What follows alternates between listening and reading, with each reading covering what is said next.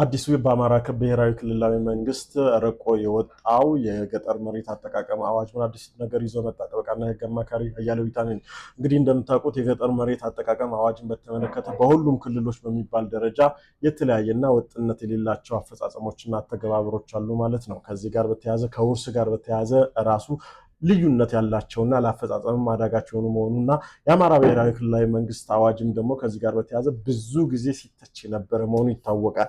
ምንም እንኳን አንዳንድ ነገሮች ግልጽነት ያላቸው ቢሆንም ግን ግልጽ ያልሆኑ ነገሮችና ለአተገባበር አስቸጋሪ የሆኑ መሆናቸው ቢታወቅም አሁን ላይ የሚገርም አዳዲስ ጥሩ የሆኑ ነገሮችን በተለይ ልዩ መብት የሚፈቅድላቸው ልዩ መብትና ጥቅም የሚፈቅድ ድንጋጌን ይዞ ወጥቷል ማለት ነው። ስለዚህ ይሄን አውቃችሁ እንድትጠቀሙ ይህን መረጃ ላጋራችሁ ወደድኩ።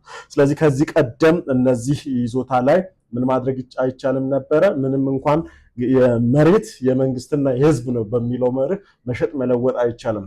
በስጦታም ለማስተላለፍ ያለው ቢሮክራሲ በጣም ከባድ ነበር። አሁን ላይ ግን መሬትን በውርስም ሆነ በስጦታ ለማስተላለፍ የሚቻል ግልጽ የሆነ የመብት ድንጋጌ ተቀምጧል። በተጨማሪም በመሬቱ ላይ ከተገነባበት ወይም የሆነ ነገር ቤት ካረፈበት ያንን ቦታ በልዩ ሁኔታ ምን ማድረግ ይቻላል? መሸጥ መለወጥ የሚያስችል የህግ ድንጋጌ እንዲካተት ተደርጓል ማለት ነው። ለቤተሰቦቻቸው መሬት የማግኘት መብትም እንዲኖራቸው ይህ ድንጋጌ ይህ አዋጅ ሙሉ መብት ሰጥቷቸዋል ማለት ነው።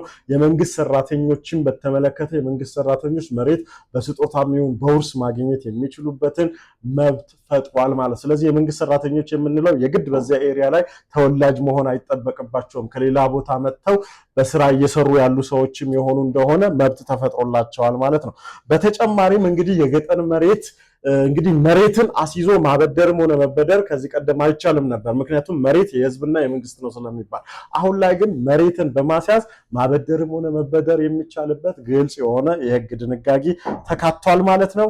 በስተመጨረሻም በዋነኛነት በተለይም ህፃናት፣ ሴቶች፣ በስር ላይ የሚገኙ ተፈናቃይ የሆኑ ሰዎች በሙሉ ከቀያቸው ተፈናቅለው ከመሬታቸው ተፈናቅለው በቆዩባቸው ጊዜያቶች ውስጥ መብታቸውን እንዳያጡ ልዩ ጥበቃ የሚያደርግ የህግ ድንጋጌም ተካቶበታል ማለት ነው። ስለዚህ ይህንን አዋጅ አውቃችሁ መብታችሁን በአግባቡ ኤክሰርሳይዝ እንድታደርጉ ወይም እንድትተገብሩ ይህን መልእክት አጋራው። ኮፒ ሊንክ፣ ሼር፣ ሪፖስት ማድረግና አትርሱ።